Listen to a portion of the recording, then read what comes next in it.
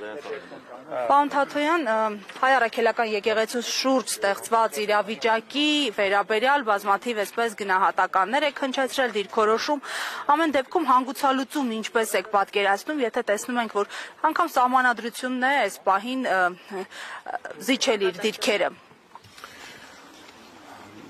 Եկեղեցու հետ կապված մեկ հստակ բան կա, ակնհայտ է, որ իշխանության գործողությունները Փաշինյանի ղեկավարությամբ բացարձակ ապօրինի են։ Դրանք որևէ քննարկման էլ անգամ ենթակա չեն։ Այստեղ բացարձակ քաղաքական հովանավորությամբ, պաշտոնական լիազորությունների ազդեցությունն օգտագործելով տեղի է ունենում process եւ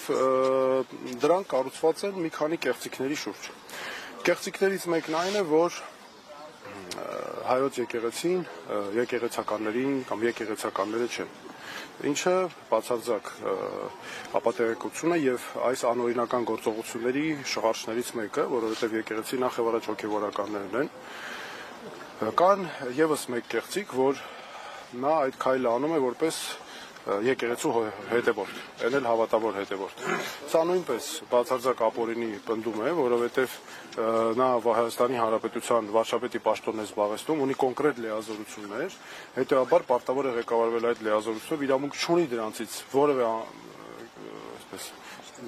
կետ անգամ դուրս գալու, իսկ այն թե ինչ է զգում, ինչ խորամանկ արտահայտությունների ներքո է թաքնվում, դրանք օրենքը ընդհանրապես չի ընդունում, ավելին դրանք քրեորեն պատժելի արարքներ են եւ այն ինչ հիմա նա անում է նրա ղեկավարությամբ Հայաստանի Հանրապետության քրեական օրենսգրքի կոնկրետ հանցակազմերով նախատեսված արարքներ են։ Սրանք օրենքում հստակ նախատեսված է։ Պարոն Թաթոյան, եթե ասենք օրենքը չի գործում, ես մեջ բերեմ սահմանադրության հայտնի հոդվածները մեզ դիտողների համար, Հայաստանի Հանրապետությունում երաշխավորվում է կրոնական կազմակերպությունների գործունեության ազատությունը։ Կրոնական կազմակերպություններն անջատ են պետությունից։ Հայաստանի Հանրապետությունը ճանաչում է Հայաստանյայից առաքելական Սուրբ եկեղեցու որպես ազգային եկեղեցու բացառիկ առաքելությունը հայ ժողովրդի հոգևոր կյանքում եւ այլն, եւ վերջում Սուրբ եկեղեցու հարաբերությունները կարող են կարգավորվել օրենքով պետություն եկեղեցի հարաբերություններ։ Եթե տեսնում ենք այս բոլոր դրույթներում ականատես չենք լինում, որ գործում է, հետեւաբար անելիքը որն է, ով պիտի օգնի։ Դուք հիմա տեսեք, դուք շատ հետաքրքիր մեջբերումներ արեցիք, հիմա որպեսզի մեր քաղաքացիները հստակ ավելի իմանան ինչի մասն է խոսքը, տեսեք, Հայաստանի սահմանադրությունն եւ օրենքները ընդհանրապես հստակ բաժանել են, որ պետությունը անջատ է իր իշխանության մարմիններով, եկեղեցին անջատ է։ Եկեղեցու ներսում ինչ տեղի է ունենում, եկեղեցական ընտրություններ, բարձրաստիճան հոգևորականների նշանակում, ձեռնադրում, կարգալույծանելու հարցեր եւ այլն, դրանք հայոց առաքելական եկեղեցու ներքին գործն է։ Եվ մեր օրենքը սահմանել է, որ այդ բոլոր հարցերին պետությունը իրավունք չունի խառնվել։ Ավելին, պետությունը ճանաչում է ինքնուրույնությունը եկեղեցու, ինքնավարությունը եւ եկեղեցին գտնվում է պետության պաշտպանության ներքո։ Հիմա տեսեք ինչ է ստացվում։ Օրենքը հստակ նախատեսել է, ասում է կառավարություն, վարչապետի գլխավորությամբ, դու ընդհանրապես իրավունք չունես, դու այստեղ անելիք չունես ընդհանրապես, սա քո գործը չէ։ Եթե հանգարց դու փորձես խառնվել, դա օրենքի խախտում է, պատահական չէ, որ ծեսի կատարմանը խոչընդոտելը հանցագործություն է։ Եվ գիտեք, այստեղ մի բան էլ կա։ Նա այս ամբողջ process-ով ոտնահարում է խղճի ազատությունը մարդկանց, կրոնի ազատությունը։ Հիմա հոգևորականներ կան, որ օրինակ ես Հովանավանքի եկեղեցիում մարդիկ կան ուզում են գնան հաղորդություն ստանան, կրոնական ծեսերի մասնակցել։ Ինչ է նշանակում կառավարության ղեկավարի գլխավորությամբ, հովանավորությամբ քաղաքական process-ը։ Քաղաքական process-ները բերել են եկեղեցու մեջ են տեղափոխվել։ Դրա համար սա այս քաղաքականությունը սև ու սպիտակը եկեղեցի բերելու քաղաքականությունը։ Եվ տեսեք ինչ է լինում, չէ՞։ Մի հատ հələ դուք տեսեք այսպես կեղծ լինելու աստիճանը։ Ասում է բանը Ստեփան Ասատրյանի հետ կապված, ասում եք նա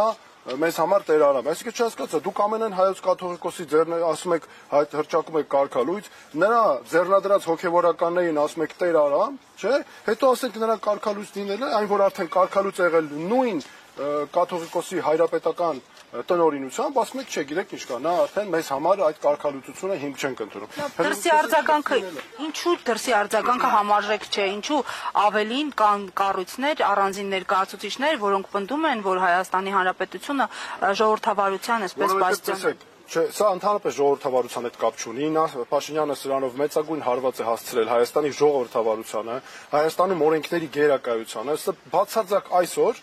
կղզիացրել է, մի տարածք է առանձնացրել, որտեղ օրենքները Հայաստանի չեն գործում։ Գործում են նրա անձնական քաղաքական համոզմունքներն ու կուսակցական ժողովների, չգիտեմ, կարգերը։ Ինչ կապ ունի սա Հայաստանի օրենքների հետ։ Ամբողջ աշխարհին էլ, այո, մենք հստակ պետք է սա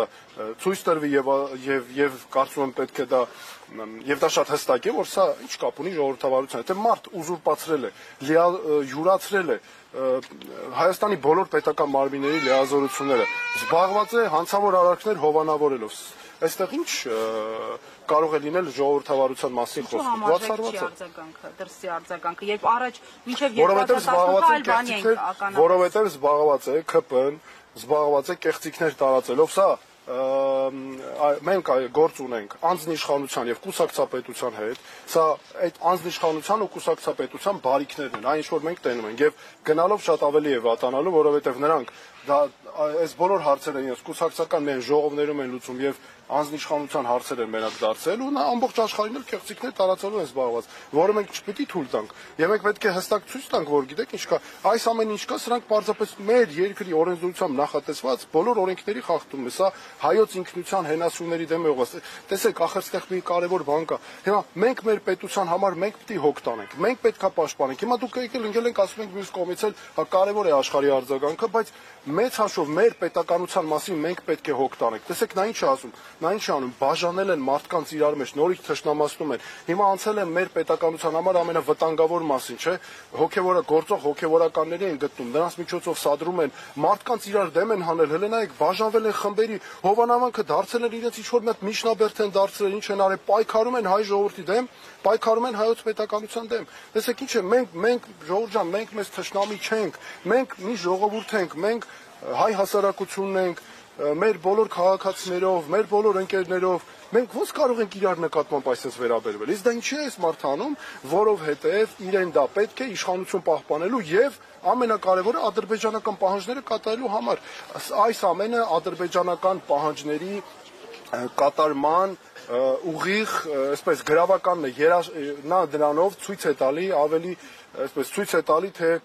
ինչ աստիճան է պատրաստ ընդունակ կատարելու պահանջները։ Հələ եկեք օրերով համեմատենք Փաշինյան Փաշազադե, այս Փաշինյան Փաշազադե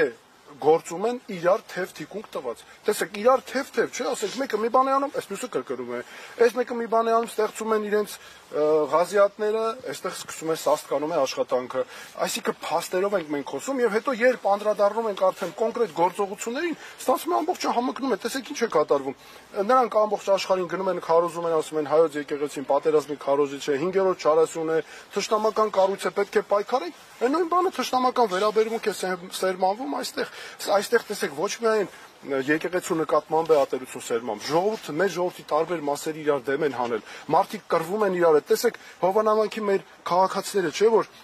այնտեղ որ գրում են, տեսեք իրանք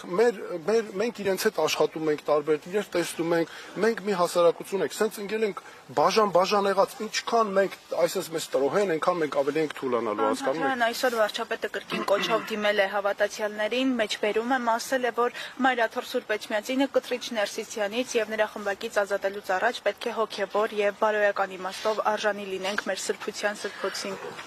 Սրանք անօրինական արարքներ են, ապօրինի արարքների կոչ է, ես կոչ եմ անում մեր ժողովրդին, որպեսզի չտրվեն սադրանքների, նրանք չներգրավեն որևէ նման ապօրինի արարքների, սա պատասխանատվություն առաջացնող, անգամ քրեական պատիժ ենթադրող